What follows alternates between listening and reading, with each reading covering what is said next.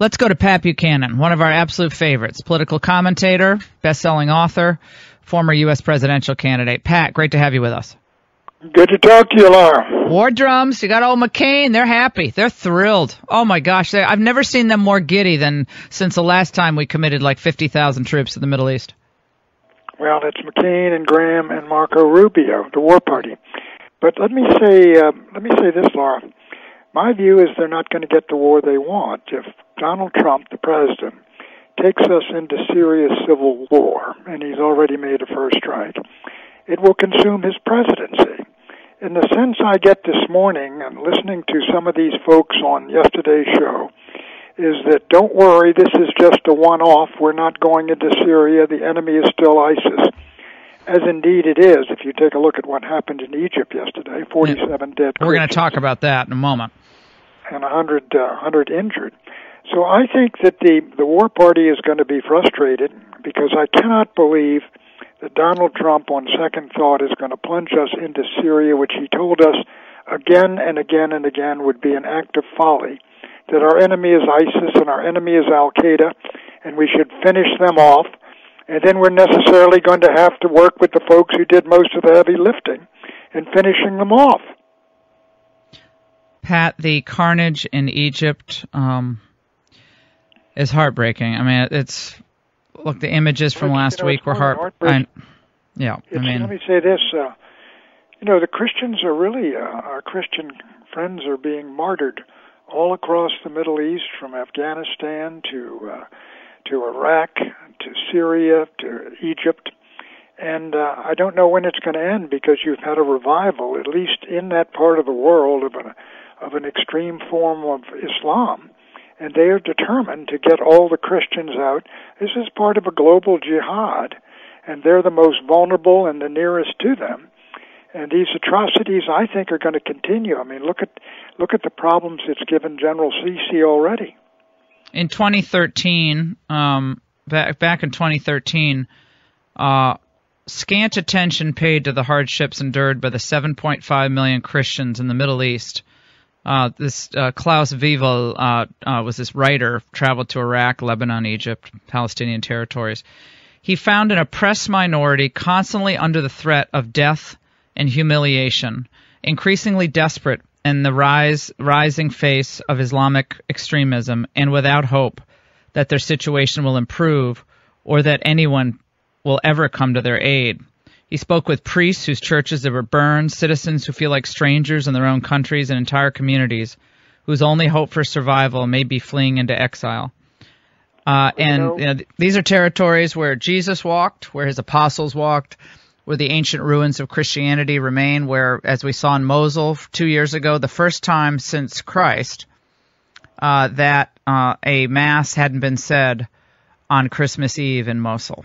And again, very little said by the Obama administration, and very little said, frankly, now by the Trump administration.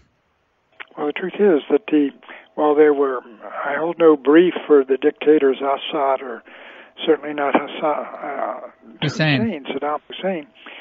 They at least protected the Christian minorities in their communities. They did their best to protect them, and it's when they were overthrown and these forces, these malevolent forces of radical Islam and Islamist fundamentalism and extremism, which really is hell-bent on purging all the lands that Muhammad and his successors conquered of all Christians. And then they're coming to the Christian West and embedding themselves here. But this is really a civilization and a religious war. And not all Muslims are party to it, but huge numbers are, and you don't need that many to massacre and murder Christians and, in effect, drive the other Christians out for fear of their lives. They're an unarmed, tiny minority in a vast Islamic sea, Laura.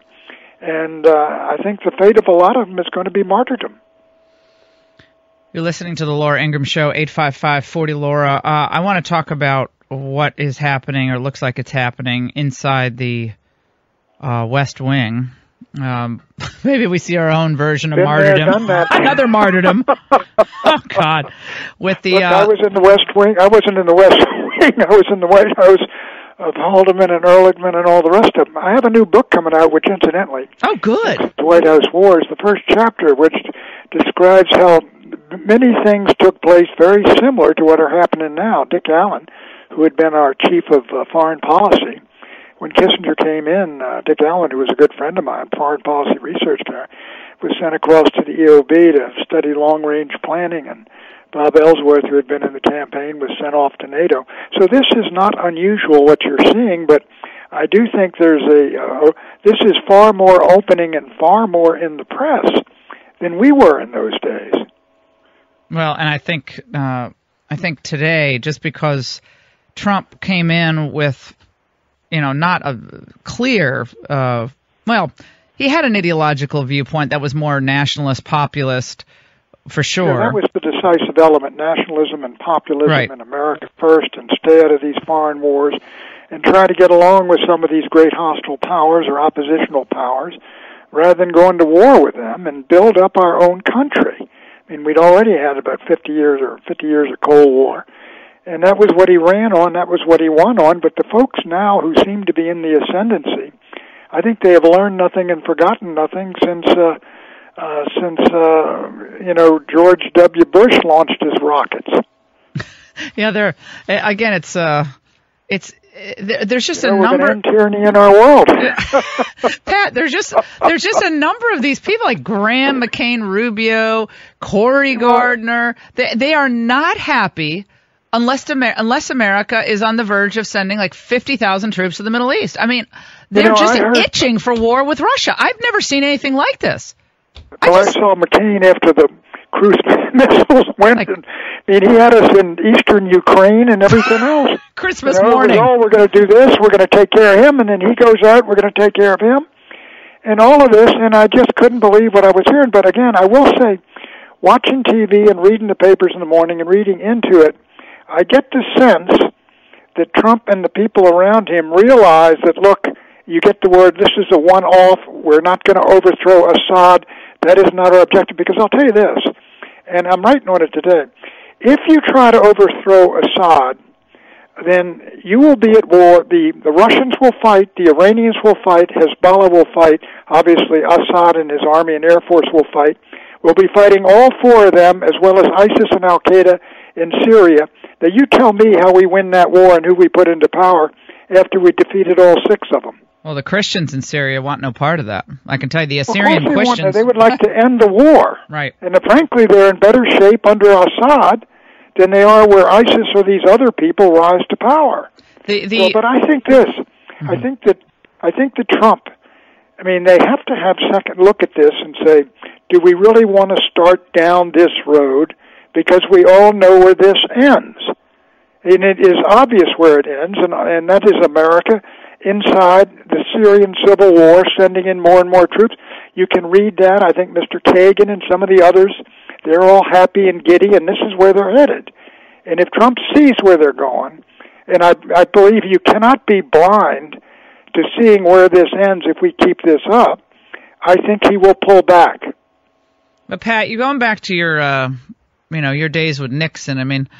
Probably the only place I really part ways with you is the way you view China, because what we see today with China is a extremely canny and clever power that wants to be a hegemon in its own hemisphere, South China Sea. If they could take Taiwan, they're going to take Taiwan. If they can be in charge of the entire Korean Peninsula, they want to take charge of that.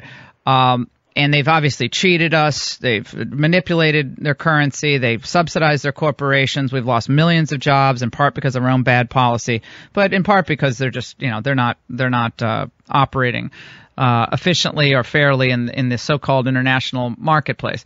So when you look at Xi's visit to the United States, how do you see that? Do you see there's this real opportunity for American, Chinese new era of global cooperation, or do you see it a little bit more differently now that time has passed since the days of Nixon's trip to China? I hate to be hawking my book before it's even out, but I have a chapter in there on the China trip, and where I was really sort of in Henry's face over the Taiwan China communique, which was appalling. I agree with you, basically. I've argued in the 90s that I did not think it was wise. I opposed MFN for China every single year. I opposed them coming into the World Trade Organization.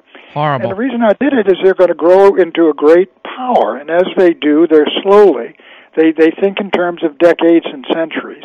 Their objective is to push the United States out of the seas off the coast of China and then back across to our side of the Pacific, and to basically be a hegemonic power over all those states, peripheral states around the China coast from the Yellow Sea to the the East China Sea and South China Sea, and to become the greatest power in the world. I don't think they want a war with the United States, but they're a very tough power, and they know what they want, and they're moving toward it.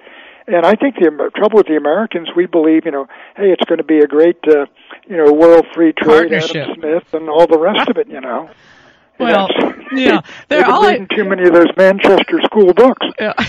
Pat, I love the fact that you have all these wealthy Chinese that are coming over and getting citizenship and residency on that it's arcane visa that if you invest a certain number of money or certain types of investments, bring 500,000 in and you're in. Yeah. You're a fellow American. That's what all of our framers understood American citizenship to be all about. Yeah, that's just exactly buy your way it. in.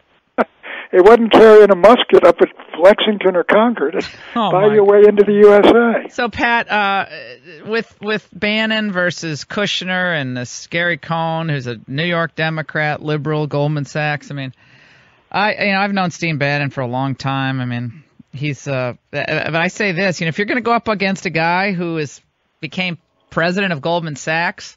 He didn't become president of Goldman Sachs because he's an idiot. He's really smart. He's really smart. So you can't screw up.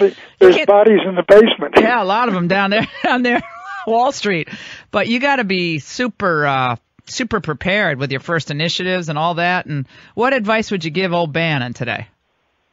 Well, I think if the truth is, there's no doubt that Donald Trump is, of course, enormously supportive of his daughter. And I think he's enormously supportive and protective of his son-in-law. That's a fight you cannot win. But I will say this: if they succeed in getting Mr. Bannon, and Mr. Bannon had to leave, the shield will be removed from Jared Kushner and the populists and nationalists out there who feel that their voice. They did a tremendous amount to put Donald Trump in power. And frankly, if Donald Trump marches us into Syria, he will begin to lose these folks. Their main issues are trade and immigration and America first. But if he, and that's not, those aren't the views of Mr. Cohn of Goldman Sachs. And if that becomes the adopted policy of the Trump White House, it won't be too long before those people will depart. Devouring their own. Well, the pitchforks, Pat. We got to get your pitchfork back. We're going to go right into the closet and get that pitchfork. Pat Buchanan, I can't wait till your book comes out. Great to have you on. Thanks so much.